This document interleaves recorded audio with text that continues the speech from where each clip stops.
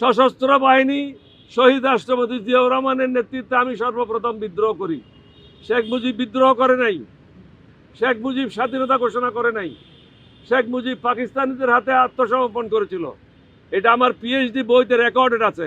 এই দেশে যে স্বৈরাচারী সরকার অতীতে ছিল, ফেসিবাদী কায়দায় সরকার পরিচালিত হয়েছে, জনগণের মানবাধিকার ছিল না, স্বাধীনতা ছিল না, আপনারা ন্যায় বিচার পান নাই, আপনারা সুন্দরভাবে একটা নিঃশ্বাস ছাড়তে পারেন নাই।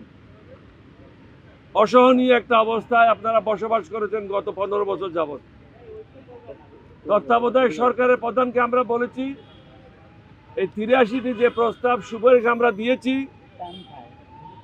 এগুলি যেগুলি উনি মনে করবেন অন্তর্বর্তীকালীন সরকারের জন্য যেগুলি সংস্কারের জন্য প্রয়োজন বা নিয়মিত রুটিন কাজের জন্য প্রয়োজন, এগুলি গ্রহণ করবেন, বাকিগুলি গ্রহণ করার প্রয়োজন নাই। আমাদের মূল লক্ষ্য হলো একটা পরিচ্ছন্ন বাংলাদেশ, দুর্নীতিমুক্ত বাংলাদেশ, চাঁদাবাজ মুক্ত বাংলাদেশ। এখনো পর্যন্ত আমরা বাংলাদেশকে চাঁদাবাজ মুক্ত করতে পারি নাই। স্বৈরাচার মুক্ত হয়েছে, কিন্তু চাঁদাবাজ মুক্ত এখনো হয় নাই। এখনো কোর্ট কাছারিতে ন্যায় বিচার হচ্ছে না। সাধারণ মানুষ যতদিন পর্যন্ত ন্যায় বিচার পাবে না, ততদিন পর্যন্ত এই স্বাধীনতার কোনো মূল্য নাই।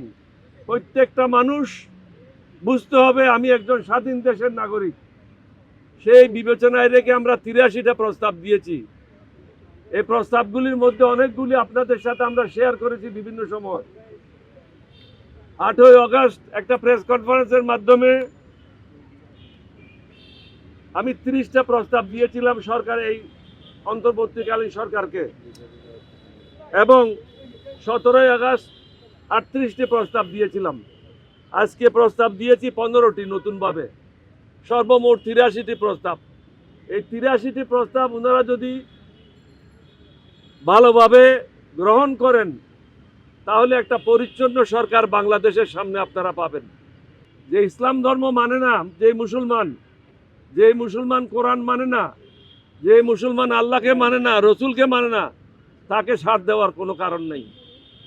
সে দুর্নীতিবাজ, সে দেশদ্রোহী, সে জনগণের শত্রু, তার বিরুদ্ধে কঠোর ব্যবস্থা গ্রহণ করতে হবে। সুতরাং জামাতকে যদি ছোট ছোট তুচ্ছ কারণের জন্য তাদের নিবন্ধন বাতিল করা যায়, আমাদের হাজার ছেলে মেয়েদেরকে হত্যা করার জন্য, 15 বছর আরো কয়েক হাজার গুম করার জন্য তাদেরটা কেন বাতিল হবে না?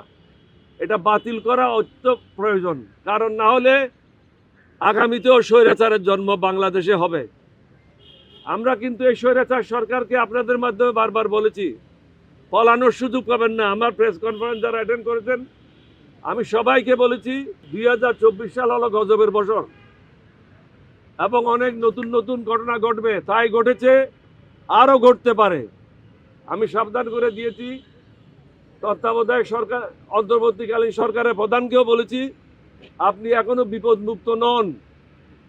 এখনো যারা ষড়যন্ত্রকারী, তারা ষড়যন্ত্র করে যাচ্ছে।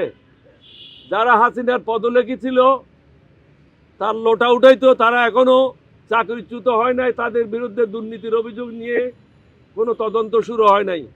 একজন লোককে শুধু এক জায়গা থেকে অন্য জায়গায় পদ বদলি করলে সমস্যার সমাধান হবে না।